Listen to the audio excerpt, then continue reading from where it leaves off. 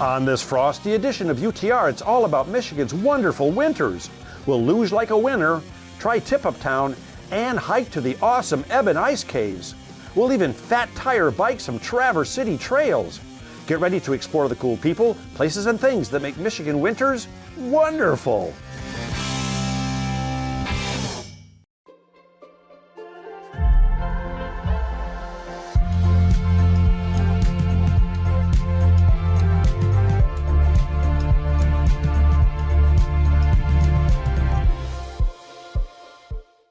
A visit to the Stalls Auto Collection will take you back to a time when cars were more than just a way to get around. A fantastic assortment of gas pumps, neon signs, and automated music machines dating back 150 years that must be seen and heard. Info at stallsauto.com. We've been around the world, But there's one place we keep coming back to. and the more we explore, The more we realize. it's the place to be. I'm Tom Dalton, I'm Jim Edelman. and this is Under the Radar Michigan.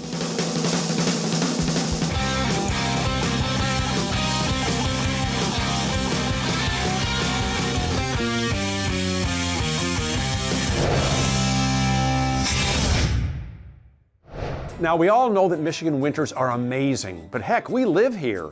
So here's a show you can show your friends who live out of state that'll put them in a state of panic trying to plan a trip here, I guarantee. Yep, Michigan has all the frigid fun and adventures an active family could possibly ask for. And every winter's got a month of snowy Sundays that will satisfy even the most ardent snow season enthusiast. So without further ado, let's do what we came here to do. Michigan winter. You know, some people consider themselves to be a winner, which is cool, that's fine. But you know me, I'm a loser. That's right, I'm a luger and proud of it. And why? Well, because luging is one of the most funnest things you can do in the winter. And believe it or not, you can do it right here in Michigan at the Muskegon Winter Sports Complex, a place where you don't have to be a winner to be a loser. Before I became an official luger, I spent a few minutes with the man that makes it all happen, Jim Rudisil. I'm going to use a word I almost never use. I'm flabbergasted. When I saw this luge, are you sure we're not in Europe? No, you're right here in Michigan. How many luge tracks are there in Michigan, or in the country? There are 4 tracks in the country, and we're lucky to have 2 in Michigan. And this is the most publicly accessible? It is. This track was designed specifically to introduce the sport of luge to the general public, and this is from 8 years old on up to 88 years old. Well, how long has this track been here? This is our 26th year in operation, and you know, we've had 2 different designs to the track. We rebuilt it in 1990. It was redesigned by 3-time Olympian Frank Maisley, who's also an engineer, and he designed us a beautiful track here. Any famous world lugers come out of this area? Absolutely. This track is home to 5-time Olympian bronze and silver medalist Mark Dermett, who is now the U.S. Olympic team coach. Started right here. Really? And we have 2 athletes currently right out of our junior program. They're on the one is Jake Kearns, who's on the senior national team, and will hopefully make the 2014 Olympic team. And Riley Storr, who also started off in our youth program, is on the junior national team and just took 2nd in the world for the whole season. So he just finished a very strong season. That is amazing. And again, kids, what, from like 10 to, I mean, what age do you have to be to luge? Here, 8 years old. You know, the U.S. luge program, you know, in the recruitment of youth, once you hit the age of 14, you're already too old to begin the sport and become internationally competitive. So they're looking for kids, really the age just keeps getting lower and lower in the European nations who've dominated the sport. They start the kids, you know, off in what they call kinder programs, and they, you know, start them off at 4 years old. Little losers. Yeah, yeah, exactly. I just can't believe this has been here 26 years, and I'm just finding out about it now. Well, that's why I'm doing this show. Tell me about this whole complex, though, because this is incredible. We're located in Muskegon State Park, right on the shore of Lake Michigan. We have a great partnership with the Michigan Department of Natural Resources, the Parks and Rec Division, to operate this facility. We're operated as Muskegon Sports Council. We're a nonprofit, and we have this arrangement where all the fees collected here are reinvested into the improvement of the facility. So we have the sports of cross-country skiing, we have snowshoeing, ice skating, and luge. Tell me about the ice skating trail. That's fantastic. We have a 1/4 mile figure-8 ice skating trail through the woods, which is growing in popularity every year. We have 2 acres of open outdoor ice skating space, and room for both family skating and hockey, you know, pond hockey, the original true, you know, form of hockey. And our cross-country ski trails, we have 5 miles of lighted trails, the longest lighted trail system in the Midwest. So you can, at night you can actually. Yeah, absolutely, yeah. And there are snowshoe trails. We have miles and miles of snowshoe trails that are marked. The Lake Michigan Snowshoe Trail, where you traverse the dunes here in the park. And we're real, you know, there's something to do for everybody here. What kind of people luge, and where do they come from? They come from all over the Midwest. Actually, we've had people from all over the world come here and slide this track. But typically, it's your, you know, everything from Boy Scout troops. We're extremely popular with the scouting programs. Your weekend warriors. We have adult adventure groups. I mean, it's just, it's really open to everybody. Well, describe the experience going down the track. It's exhilarating. Yeah, it's, you know, for the first time experience, everybody has always got that look of fear in their eyes at the top. You're seeing it, aren't you? Yeah, you see it, the tremble. But we work really hard on safety. This track is on a sand dune, not on a mountain. We don't send people down 90 miles an hour. That's the first thing people think in their mind is when they think of luge, 90 miles an hour, you know. Yeah, I've seen that on TV, the Olympics. I've seen the agony of defeat. I don't want to. You've seen that. But we don't do that here. We send you down at 25 miles per hour, which your first time down will feel like 90. But here we really want to introduce the sport to people in a safe manner and a fun manner. But the great part is that look of fear at the top, the laughter and the happiness at the bottom. Right. That's the sense of reward that you actually did something. Absolutely. Well, enough talking. Time for Tommy to become an official luger. And after a brief session on equipment, safety, and technique, it was time to grab a sled, head up the steps, and let gravity take care of the rest. And you know me, I went from idiot to expert in the blink of an eye. This will be easy. 1, 2, 3. Oh, Mommy! Oh. Left. So folks, if you want to be a winner this winter, try luging at the Muskegon Winter Sports Complex. Heck, once you try it, you'll be a loser like me. Only probably better.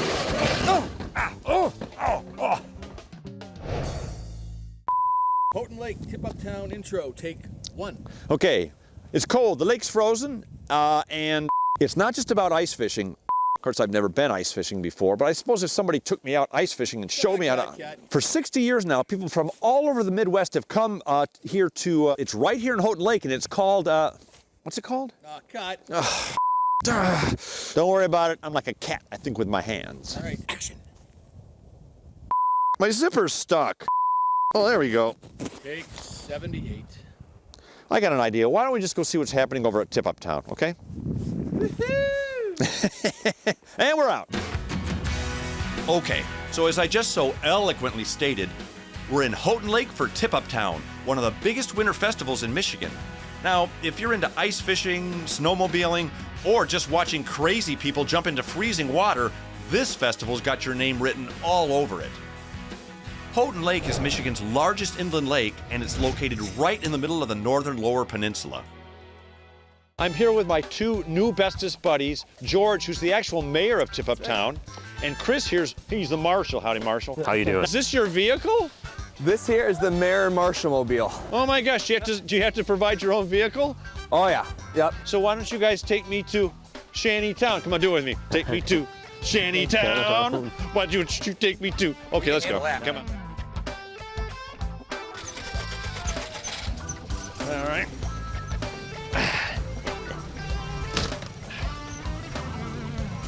Alrighty. The Mayor Mobile's nice and quiet. The Mayor Mobile runs like a champ, you know? I just noticed if I look down, I can see the ground through Isn't the that bottom nice? of Yeah. your car. Are you supposed to be able to see through the bottom That's of the how Jeep? you know you're from Houghton Lake right there. Remind me not to drop anything. Yeah, that's right. That gives us good ventilation right there. Then this is safe to go on the ice. Yep, this is perfectly safe out here. All right, I'll take your word for it since you're the mayor. Yep. It's just amazing to me how big this lake is. This lake is absolutely... It's massive. It's like a little city out here. It's like a little village. It is, yep. People just come out and have a good time. They're friendly out there. It's a great festival. Bring the kids, there's parades, there's lots of kids games now when we get to the site, but we're going to Shantytowns first. So we made our way out there, and I got to check out firsthand what shanty living is all about. For those of you who've never been ice fishing before and never been in a shanty, let's find out what they're really like in here. Whoa! That's a lot nicer than I thought in there. I could live in here. Okay, you've seen how nice the shanties are, and now you're ready to give this ice fishing thing a try. Your next stop has got to be Lyman's on the Lake. It's ice fishing headquarters up here, and Lyman can teach you everything you need to know to become a real tipper-upper. I gotta be honest with you, Lyman. When I go fishing, the fish I catch usually has a barcode on it and usually has cellophane wrapped around it, so I'm not much of a fisherman. Why, if people are coming here to go fishing, how come you're giving them fish? Well, this is their main bait for setting tip-ups and jigging here, so it'll all depend on what type of fish they're looking for. Oh, so what kind of bait do you sell here? We sell walleye bait, pike bait, trout bait, perch bait, bluegill bait. So I couldn't just buy some of these and make a sandwich? Not very tasty. This is a good pike and walleye size here. They're getting me wet. Oh my gosh, one of them fell on the floor. I'll save you! Bait? Check. Now it's time to find out what the heck a tip-up is. This is how it all started here, your basic wooden tip-up. Right. You set it up, put it down in the hole, set your flag up for adjustment. And when a fish catches the... When the fish catches on the reel, the flag goes up and everybody goes running. Even if you're not a seasoned ice fisherman, like I am now, don't worry because Tip-Up Town is no longer just about ice fishing. This 60-year-old festival has become so much more. This is a giant input for the whole community. This is our get us through the winter program. We have 2 weeks here, 2 weekends where the town is full. Everybody's, the cash registers are ringing. The people are all having a good time. The snowmobile trails are all groomed. Right. So we've got something for everybody to do.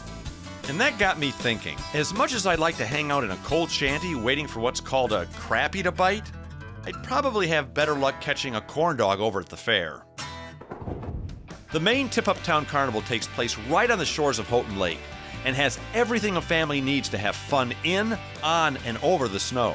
But if regular family fun like fishing, snowmobiling, carnivals, and helicopter rides aren't quite satisfying enough for you, you might want to check out the polar bear exhibit.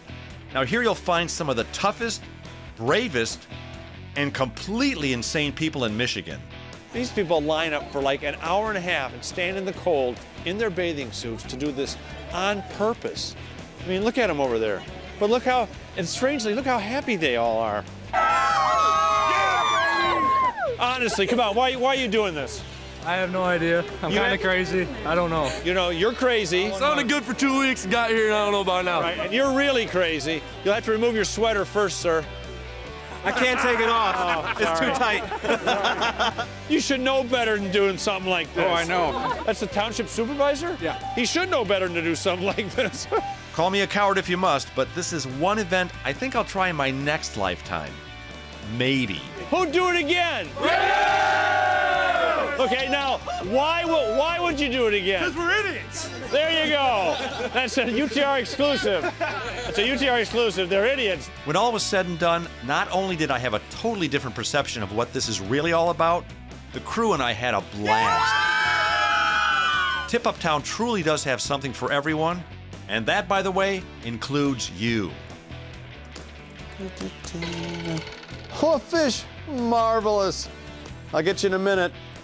Dear UTR, you guys rock. Send. For the next leg of our awesome UP winter adventure, we headed about 45 minutes southeast of Marquette to the tiny town of Eben Junction. It's here where you'll find a trailhead that takes you about 1.5 miles back to the world-famous Eben Ice Caves. People from all over the world make this trip to witness one of the most finest frozen phenomenon you'll find in Michigan. Now, since we're hiking deep into the Hiawatha National Forest, I thought it'd be a good idea to have a guide with us today. And look who I got, Tasha Steelstra. Well, you may remember Tasha from such TV shows as Under the Radar, episode 808. She and her husband Ed own and operate Nature's Kennel, where they took us on an absolutely incredible dog sled ride across the frozen tundra. Well, turns out she also occasionally conducts tours of the Eben Ice Caves. What are the chances? First of all, thank you, Tasha, for joining us today and putting aside your dog sledding duties. Why is it every time we get together, it's below zero outside? It does seem to be that way. We shouldn't keep doing that. Yeah. And thanks for bringing your assistant, Nate. You're welcome. Thank you, Nate. You'll come in handy, I'm sure. Our equipment is heavy. So now this little parking area that we found, and it's in the town of Eben Junction, right? Yes. Okay, this is private property? This is private property. So this first section of field here that we walk through is private property. The ice caves are accessible to the public because the landowner has not gated something and put up no trespassing signs and allows the public every day of the winter to walk across and get into the Hiawatha National Forest. People coming in here should be prepared, correct? You can't just come in here in your tennis shoes and walk in because it's quite a ways. Yeah, it's about a mile round trip, but I find it's a hard mile. And you'll see as we go, it's kind of up and down, and you need to be able to be pretty mobile through deep snow. Right. And you know, we have our little ice grippers on our feet here, and you don't need snowshoes. You know, you definitely don't want to go in on skis because the trail's going to get pretty narrow, but you do need something on your feet for, it'll get slippery as we go. Gotcha, so thanks for bringing these. You're welcome. So shall we start the trek? We should go. Well, since we had all of our gear and Tasha was here, we shed our fear and hit the trail. Now, Matt had the foresight to bring a sled, which at first I thought was for me, but turns out it was for the equipment. And young Nate made sure I pulled my fair share. Oh. Now, even with the 2 feet of fresh snow from the blizzard, the trek across the field wasn't too far or too bad. And the first part of the walk through the woods was even a thick piece of snowy cake. But then, things got a bit more challenging and a ton more beautiful. This truly was an unbelievable winter wonderland. Heck, the white stuff was so deep, parts of the trail even turned into snowy slides. There's a lot of up and down on the trail, but this kind of down, I can do. This will be easy.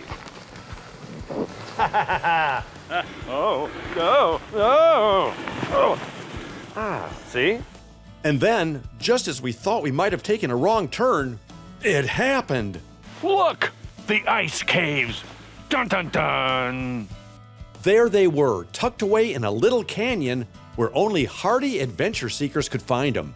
And when you first set eyes on them, suddenly, the whole arduous endeavor becomes totally worth it. I'll be honest, that was a healthy hike in here. It's a challenging hike. Yeah, I mean, especially the end, a lot of ups and downs. But when you come upon this, it's breathtaking. It's a kind of a gift at the end of the workout. Yeah, totally. It's like you're going, oh, I can't believe we're doing this. I can't believe the equipment's heavy, and oh my gosh, look. It's just, and this is not a waterfall? No, so this is a sandstone outcropping. You can see the sandstone above us. Yeah. So sandstone is fairly porous.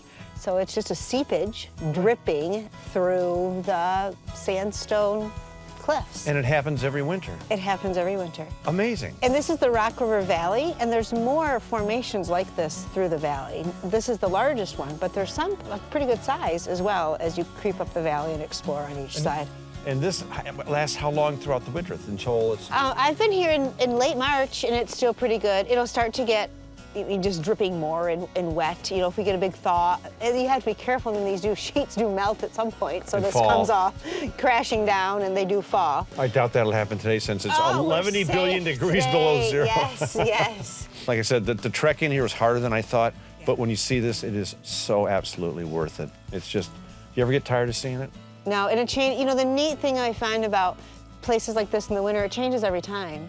I was here about 3 weeks ago, and it was much more open. So we call these curtains the curtains of ice, and there wasn't nearly this curtain coverage that there is now. It was a lot more. It just changes every time. Yeah. Well, that was the time when you sent for one of your dog sleds, right, to take us back? Yeah, I don't think they'd like coming down that trail. No, they wouldn't. I wouldn't. Yeah, if you're gonna come back here, make sure you do a couple of squat thrusts before you get in here. Yeah, and you're walking through deep snow. You know, walk along the beach a bunch if you need to get some sand workout or something, because and you know, you're in here, there's no cell coverage, there's no cell service, so if you do have problems, you're at the liberty of other hikers helping you get out, which I've helped a few people out before. You may be helping us out. The day is still young, right? This was an awesome experience, and we had the entire place to ourselves. So we took our time, had some fun, explored the caves, and soaked in all of the beauty and serenity. In the meantime, Nate turned the whole place into his own personal snow park. He had an absolute blast exploring, slipping, and sliding. And speaking of slipping and sliding, without our ice cleats, I don't think I would have even attempted this trip. Actually, to be honest, if you're not sure-footed or in relatively good shape, you should probably let us do the hiking for you and see the caves right here on your trusty UTR. But just remember, if you do plan to make the hike in, be careful and be respectful. That way the folks who own the surrounding land will keep letting all of us in to enjoy these cool caves. Did I say cool? I meant cold. This is Tom Dalton signing off from the Eben Ice Caves. Whoa, whoa, mommy!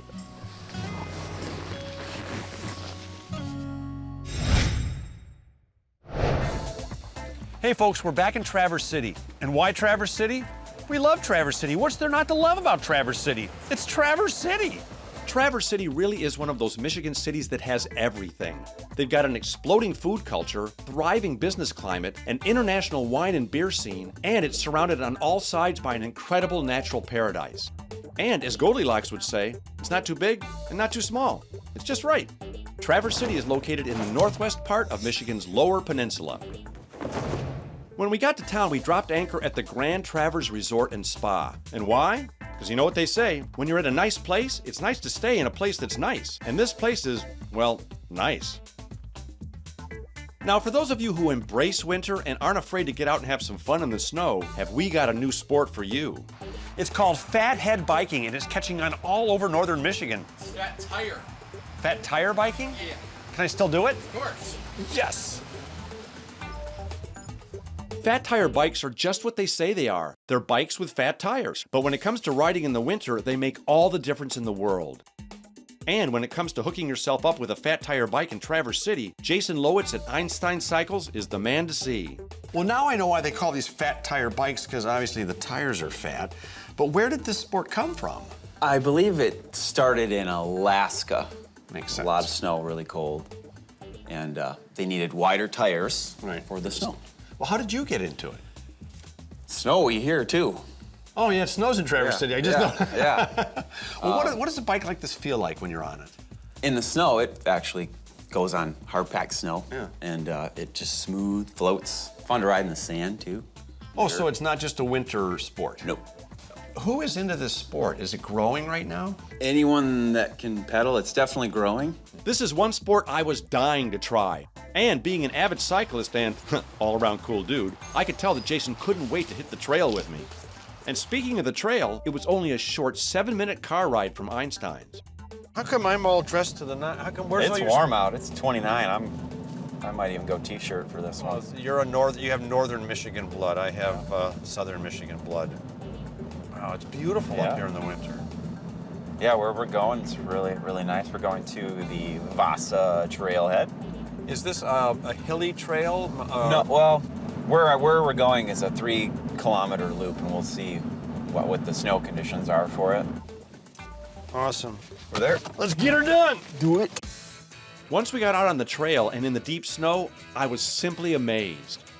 Well, I'll be honest with you. I knew this would be cool, but I didn't think it'd be this cool. And it's cool. It's cool. The nicest thing about this, too, is if I do fall, it's snow. Yeah, exactly. What a difference it would make hitting snow. That's where we're staying tonight, the Grand Traverse Resort. I can see my room from here. It's a big hill now. I can do it. We can't talk now, Eric. We're breathing. No time for talking. You really punched it at the base of that climb there. Now you're gonna pay for it. I know. I'm out of steam. How much more hill? A couple miles.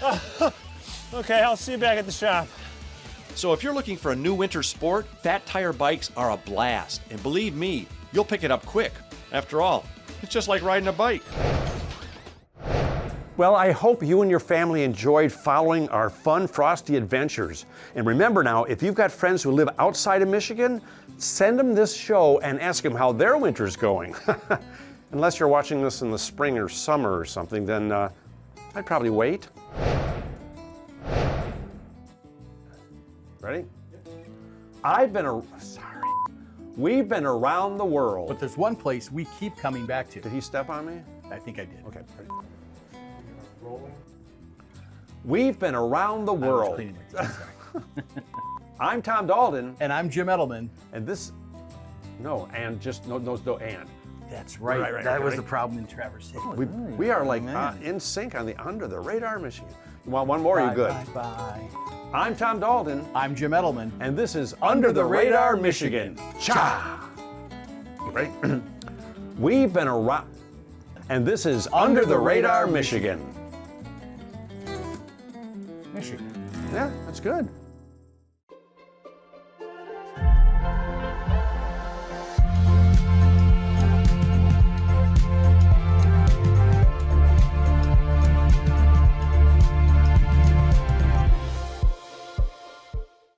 A visit to the Stalls Auto Collection will take you back to a time when cars were more than just a way to get around. A fantastic assortment of gas pumps, neon signs, and automated music machines dating back 150 years that must be seen and heard. Info at stallsauto.com.